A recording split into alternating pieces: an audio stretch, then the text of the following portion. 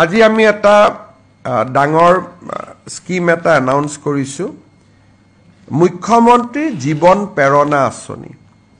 এই আঁচনিৰ অধীনত 1 জুনৰ পৰা আবেদনৰ প্ৰক্ৰিয়া আৰম্ভ হ'ব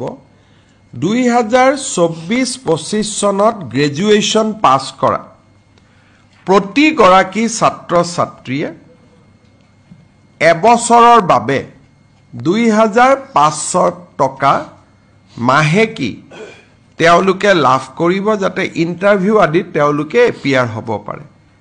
মুখ্যমন্ত্ৰী জীৱন প্ৰেৰণা এই আঁচনিখন আজি কেবিনেটে অনুমোদন জনাইছে